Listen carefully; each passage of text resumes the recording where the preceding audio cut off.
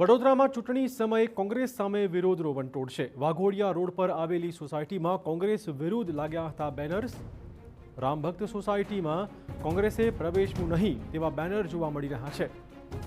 ભાજપમાંથી કોંગ્રેસમાં ગયેલા નેતાઓ સામે સ્થાનિકોએ વિરોધ ઉઠાવ્યો છે।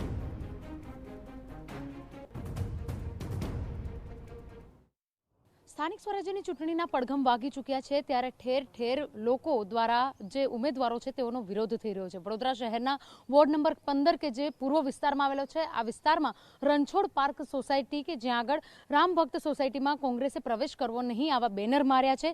સ્થાનિકો હાજર છે, તેમની સાથે વાત કરીશું। જે રીતે આપે બેનર મારવાની ફરજ પડી છે, કારણ શું?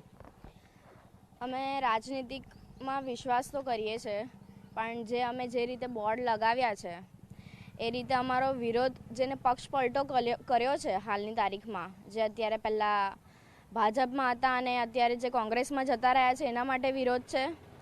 એ લોકોએ બોર્ડ જોઈને અહીંયા આવવું ના જોઈએ, એમનો ટાઈમ ના વેડફવો જોઈએ। અહીંયા આવશે તો તમારા લોકો દ્વારા વિરોધ કરવામાં આવશે એમનો? ના, એવું તો કોઈ કરી નથી શકતા, પણ અમે એટલા માટે કે કોઈને બોલવું ના પડે એટલે આ બેનરો બધા સોસાયટીમાં લગાવ્યા છે બધાએ કે અમે એમ તો અમે ભાજપના જ છે ને ભાજપની જ સોસાયટી, ભાજપ વર્ષોથી ભાજપને જ અમે વોટ આપીએ છીએ। અમે બીજી કોઈ એને વોટ આપતા નથી, પછી ખોટો ટાઈમ વેડફવાનો નહીં। બિલકુલ, કેટલા સમયથી જે રીતે આપ ભારતીય જનતા પાર્ટી સાથે જોડાયેલા છો, પરંતુ જે પ્રકારે આપે બેનર મારવાની ફરજ પડી છે, કોઈ વ્યક્તિગત કોઈ ઉમેદવાર છે કે જેના માટે આપે બેનર મારવું પડ્યું હોય?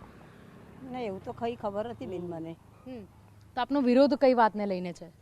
અમારે તો કશું નહીં, અમારે તો ભાજપને જ આપવાનું છે વોટ। આખી આ વર્ષોથી અમે ભાજપને જ આપીએ છીએ અને ભાજપે અમારું બધું કામ કર્યું છે એટલે અમે ભાજપને જ આપવાનો વોટ। બિલકુલ, તો જે રીતે રામ ભક્ત સોસાયટીની વાત કરવામાં આવી રહી છે કે રામ ભક્ત સોસાયટીની અંદર કોંગ્રેસે પ્રવેશ કરવો નહીં, કોંગ્રેસને પ્રવેશ કરવાની ના પાડી રહ્યા છો, મુખ્ય તમારી જે પ્રાથમિક જરૂરિયાતો છે એ શું છે અને આ બેનરો મારવાની જરૂરિયાત કેમ પડી? પ્રાથમિક જરૂરિયાતો બધી બહુ છે, આમાં અમે રામ ભક્ત છે।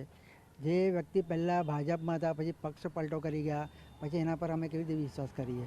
બિલકુલ, એટલે વ્યક્તિગત ખરું કે જે રીતે વ્યક્તિગત રીતે જે ઉમેદવાર છે જે પહેલા ભાજપ સાથે સંકળાયેલા હતા, કાઉન્સિલર પણ હતા, પરંતુ હવે કોંગ્રેસમાં જતા રહ્યા, એનો વિરોધ છે? એ બી જો અમને એ આવ્યા પછી એ પોદાડ અમે અહીંયા જોવા આવ્યા નથી શું છે શું નહીં થયું, બરાબર? એ પછી અમે શું કરીએ? અમારી સોસાયટી આખી ભાજપની છે, રામ ભક્ત છે અને ભાજપના જ અમે વોટ આપવાના છે અમે। બિલકુલ, તો જે પ્રકારે રામ ભક્ત સોસાયટીની વાત કરવામાં આવી છે અને રામ ભક્ત સોસાયટીની અંદર કોંગ્રેસે પ્રવેશ કરવો નહીં એવી વાત કરવામાં આવી છે, કેટલા લોકો છે, કેટલા મકાનો છે અહીંયા આગળ સોસાયટીમાં અને આ બેનર મારવા માટે તમામ લોકો એક સાથે સહમત થયેલા છે?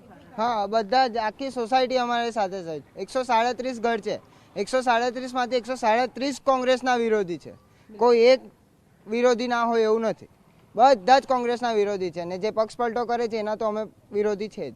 બિલકુલ, તો જે રીતે કહી શકાય કે વોર્ડ નંબર 15માં ઉમેદવાર કે જેઓ ભાજપમાંથી સસ્પેન્ડ કરાયેલા હતા, આશિષ જોશી, પારુલ પટેલ કે જેઓએ ભાજપ સામેથી છોડ્યું છે, તેવા લોકોની સામે સ્થાનિકોનો રોષ છે, કારણ કે જો પક્ષ પલટો કરતા હોય તો તેને લીધે સ્થાનિકોની કામગીરીને લઈને, સ્થાનિકોની જરૂરિયાતો છે તે પૂરી કરવાને લઈને લોકોમાં ક્યાંક જે પ્રશ્નાર્થ છે તે ઉદ્ભવી રહ્યા છે। બીજી તરફ જે રીતે વિરોધ નોંધાઈ રહ્યો છે તેને લઈને લોકોએ સોસાયટીમાં પ્રવેશ કરવું નહીં તેવા બેનરો મારી અને પોતાનો વિરોધ વ્યક્ત કર્યો છે।